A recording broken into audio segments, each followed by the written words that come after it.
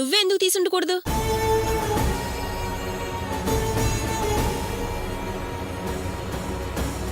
ఇప్పటి వరకు మన పొదుపు లక్ష్మి గ్రూపులో ₹1 పోయారు కదా. ఇప్పుడు ఇలా జరిగిందంటే మనకేగా చెడ్డ పేరు.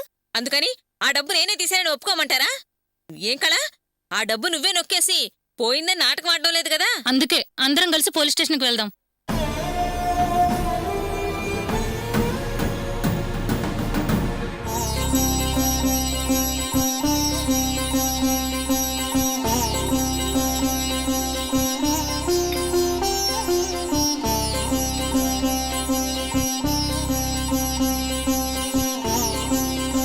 హారతి తీసుకోరా.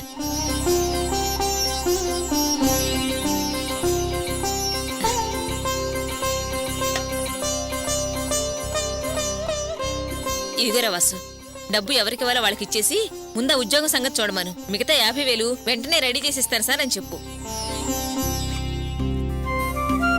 అలాగేనమ్మా, నన్ను ఆశీర్వదించు. 10 కాలాల పాటు చల్లగా ఉండు.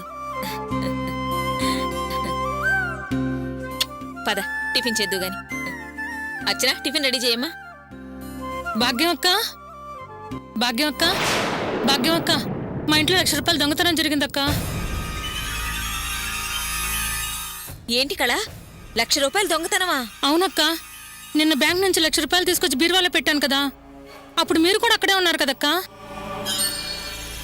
అవును. ఆ డబ్బుల్ని దొంగలిచ్చారక్క. అయితే నేనేం చేయను? డబ్బులు బీరువాలో పెట్టేటప్పుడు మీరు ఉన్నారు కదక్క. ఆ టైంలోనే కలెక్టర్ గారి నుంచి లెటర్ వచ్చింది. ఆ ఆనందంలో బీరువాకు తాళం వేయడం మర్చిపోయా. ఆ లెటర్ విషయం అందరికీ చెప్పేసి నేను బట్టలు ఉతుక్కోవడానికి పెరట్లోకి వెళ్ళిపోయా.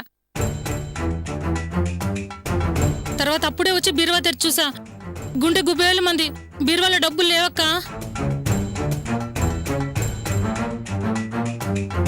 అదేలా అక్క, బీరువాలో ఉన్నవన్నీ ఎక్కడివక్కడ యథావిధిగా ఉన్నాయి. డబ్బు మాత్రమే లేదు. ఇంతలోనే దొంగ వచ్చాడా? దొంగే ఖచ్చితంగా తీశాడా? ఇది కూడా నా మీద ఎలా అనుమానం పడుతుందో చూడక్క. నువ్వు నన్ను అనుమానించచ్చా? నేను అనుమానిస్తే తప్ప? చూడండి, ఎక్కడ పోయిన సొమ్ము అక్కడే వెతుక్కోవడం మంచిది. ఇక్కడికి వచ్చి గొడవలు పడకండి. ఏ సంబంధం లేని దగ్గర లేనిపోయిన గొడవలు ఎందుకు? ముందు వెళ్ళండి. ఏంటి సంబంధం లేదా? ఏం సంబంధం ఉంది? ఆ డబ్బు కళకు బీరువాలో పెట్టేటప్పుడు మనందరం ఉన్నాం కదా, అదే సంబంధం. మన ముందు పెట్టిన డబ్బు కనబడట్లేదు కాబట్టి ఆ టైంలో ఉన్న వాళ్ళందరినీ విచారించాల్సిందే. ఏంటి వాగుతున్నావు? ఎవరిని విచారించేది? ఎక్కడికొచ్చి ఎవరితో మాట్లాడుతున్నావో తెలిసే మాట్లాడుతున్నావా? నా ఇంటికొచ్చి నన్నే దొంగ అంటున్నారా? నా సంగతి మీ అందరికీ బాగా తెలుసు. అనవసరంగా ఇక్కడ గొడవ చేశారంటే తర్వాత మీరే బాధపడాల్సి వస్తుంది. భాగ్యం అక్క, ఇన్నాళ్లు మనందరం కలిసిమెలిసి ఉన్నాం. మర్యాద ఇచ్చిపుచ్చుకుంటూ మాట్లాడుకున్నాం. ఇన్నాళ్లు మీకు ఇచ్చిన మర్యాదని చెడగొట్టుకోవద్దు. ఆ రోజు నా కొడుకి గవర్నమెంట్ పని వచ్చింది, 1,50,000 కట్టాలి, సర్దుతావా అని వచ్చావు కదా. అంత అమౌంట్ మా వల్ల కాదంది కళ్ళక్క. ఆ తర్వాతే లెటర్ వచ్చింది. ఆ ఆనందంలోనే అందరం వెళ్ళాం. అంత అవసరం నీకే కాబట్టి నువ్వే ఎందుకు తీసుండకూడదు?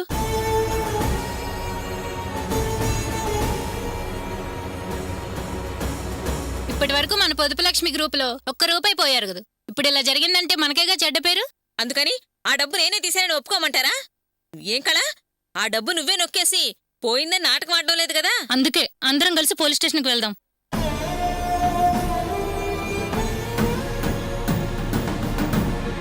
జరిగింది జరిగినట్టు కంప్లైంట్ ఇద్దాం.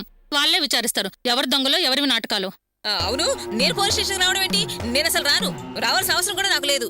నాకు యువతలు చాలా పనులున్నాయి. ముందు మీరు ఇక్కడి నుంచి వెళ్ళండి. మాకే ఏ పని పాట లేదు, నీకంటే ఎక్కువే ఉన్నాయి. నిజం తేలాలంటే పోలీస్ స్టేషన్కి వెళ్లాల్సిందని మేము డిసైడ్ చేసుకొచ్చాం. నువ్వు రానంటే ఎలా కుదురుతుంది? అప్పుడు మేమంతా ఏమనుకోవాలి?